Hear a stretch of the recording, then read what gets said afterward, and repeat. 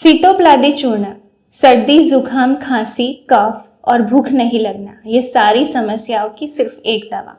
सीतोप्लादी चूर्ण की सबसे बड़ी बात यह है कि आप अपने घर पे इसे खुद बना सकते हैं। जिन बच्चों को भूख नहीं लगती है, जो बच्चे मोबाइल के एडिक्टेड हो गए हैं, क्योंकि ज्यादातर माताएं बच्चों को खाना खिलाने के लिए मोबाइल में वीडियोस दिखाती है,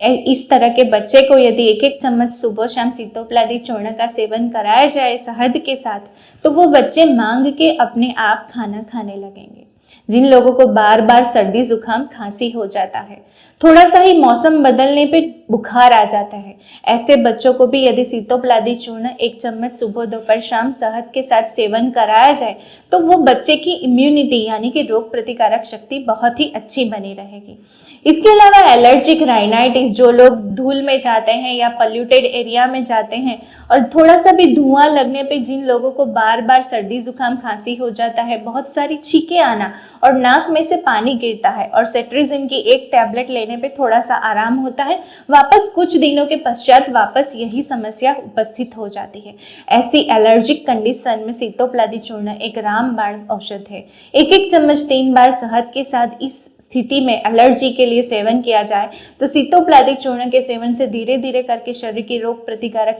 शक्ति बहुत अच्छे से बढ़ती है और बारंबार होने वाली यह छींके और सर्दी गायब हो जाती है। जिन लोगों को पसलियों में दर्द होता है या फिर कंधे में दर्द होता है, कई बार छाती में दर्द होता है और छाती में कफ इकट्ठा रहता है और थोड़ा सा खांसीने पे बहुत सारा कफ निकलता है, ऐसे लोगों के लिए भी सीतोप्लादी चूर्ण बहुत अच्छी दवा है।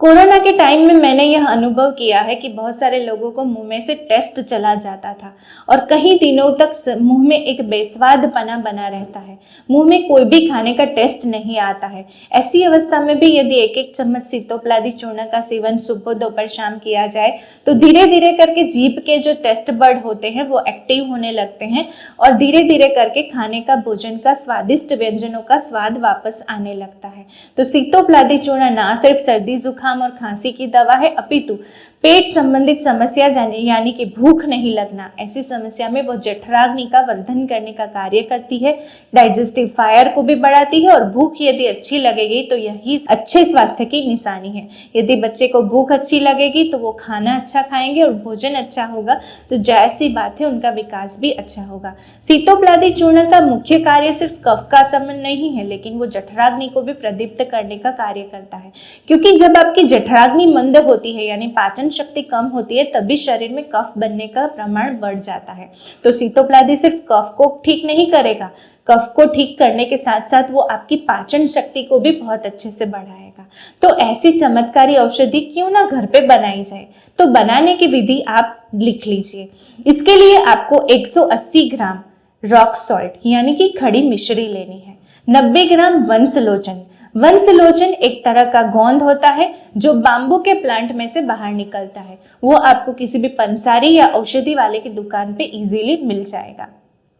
40 ग्राम जितना आपको लौंग पीपर यानी पिपली लेनी है, 20 ग्राम जितनी छोटी इलायची और 10 ग्राम जितना आपको सिन्नामोम यानी कि तेज पत्ता लेना है। ये सबको इकट्ठा कर लीजिए और इसको एयर टाइट कंटेनर में भर लीजिए। जब भी आवश्यकता पड़े एक एक चम्मच सुबह, दोपहर, शाम शुरू कर दीजिए। यदि ऐसी चमत्कारी औषधियाँ हमारे भारतवर्ष के हर रसोई घर में होगी, हर माता बहनों के पास होगी, तो बहुत सारे एंटीबायोटिक के साइड इफेक्ट से हमारी आने वाली जनरेशन बच जाएगी। और छोटी छोटी बातों में यदि एंटीबायोटिक या पेन किलर या फिर एंटीपायरेटिक दवाइयों की आवश्यकता पड़ती है या थोड़ा सा सर्दी, जुकाम या बहुत सारी छींकें आ गई और सेट्रिजिन लेने की आवश्यकता पड़ती है, तो सीतोप्लादी चूर्ण एक निर्दोष औषधि है जिसे आप रिप्लेस कर सकते हैं और यह निर्दोष औषधि का प्रयोग करके आप घर पे स्वस्थ रह सकते हैं।